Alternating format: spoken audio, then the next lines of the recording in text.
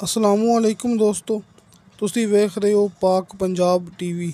ਦੋਸਤੋ ਮਾਸ਼ਾਅੱਲਾ, ਅੱਜ ਮੈਂ ਤੁਹਾਡੇ ਵਾਸਤੇ ਤਹਿਸੀਲੋ ਜ਼ਿਲ੍ਹਾ ਚਕਵਾਲ ਦੇ ਇਲਾਕੇ 'ਚ 1000 ਕਨਾਲ ਇਹ ਜ਼ਮੀਨ ਦੀ ਵੀਡੀਓ ਲੈ ਕੇ ਹਾਜ਼ਰ ਹੋਇਆ। ਇਨਸ਼ਾਅੱਲਾ ਉਮੀਦ ਹੈ ਕਿ ਤੁਹਾਨੂੰ ਬੜੀ ਪਸੰਦ ਆਵੇਗੀ।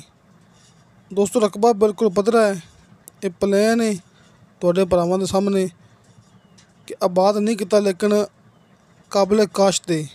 ਇਹ ਤੁਹਾਡੇ ਸਾਹਮਣੇ ਉੱਚਾ ਨੀਵਾਂ ਨਹੀਂ ਹੈਗਾ, ਬਿਲਕੁਲ ਪਲੇਨ ਪਲਾਟ।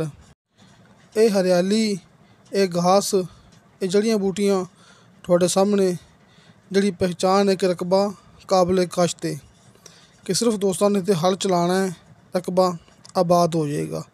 ਦੋਸਤੋ ਬਿਜਲੀ ਤੇ ਆਬਾਦੀ ਤਕਰੀਬਨ 3-4 ਏਕੜ ਦੇ ਫਾਸਲੇ 'ਤੇ, ਜਿੱਥੇ ਹਰ ਚੀਜ਼ ਤੁਹਾਨੂੰ ਮਿਲੇਗੀ। ਤੇ ਮੇਨ ਰੋਡ ਤੋਂ ਤਕਰੀਬਨ ਕੋਈ 15-16 ਕਿਲੋਮੀਟਰ ਦੂਰ ਹੈ, ਤੇ ਪੱਕੇ ਰਸਤੇ ਤੋਂ ਸਿਰਫ 1.5 ਕਿਲੋਮੀਟਰ ਦੂਰ ਹੈ, ਕਿ ਤੁਹਾਨੂੰ 1.5 ਕਿਲੋਮੀਟਰ ਬਾਅਦ ਬਿਲਕੁਲ ਪੱਕਾ ਰਸਤਾ ਮਿਲੇਗਾ। ਉਸ ਤੋਂ ਬਾਅਦ 15-16 ਕਿਲੋਮੀਟਰ ਬਾਅਦ ਭਰਾਵਾਂ ਨੂੰ ਜਿਹੜਾ ਕਿ ਮੇਨ ਰੋਡ ਹੈ ਚਕਵਾਲ, ਉਹ ਮਿਲੇਗਾ। ਦੋਸਤੋ ਇੱਕ ਮਾਲਕ ਦੀ ਜ਼ਮੀਨ ਹੈ, ਕੰਪਿਊਟਰਾਈਜ਼ ਰਿਕਾਰਡ ਹੈ।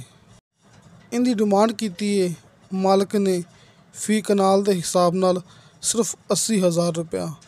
ਦੋਸਤੋ ਸਿਰਫ 80,000 ਰੁਪਇਆ ਇਹਦੀ ਡਿਮਾਂਡ ਹੈ ਫੀ ਕਨਾਲ। ਕਮੀ ਪੇਸ਼ੀ ਪਿਆਰ ਮੁਹੱਬਤ ਹੋ ਜਾਏਗਾ। ਸਾਹਮਣੇ ਦੋਸਤਾਂ ਨੂੰ ਹਾਜੀ ਸਾਹਿਬ ਦਾ, ਇਹ ਹਾਜੀ ਅਰਫਾਨ ਸਾਹਿਬ ਦਾ ਕਾਲ ਐਂਡ ਵਟਸਐਪ ਨੰਬਰ ਮਿਲ ਗਿਆ ਹੋਵੇਗਾ। ਤੁਸੀਂ ਇਸ ਨੰਬਰ 'ਤੇ ਰਾਬਤਾ ਕਰ ਸਕਦੇ ਜੀ।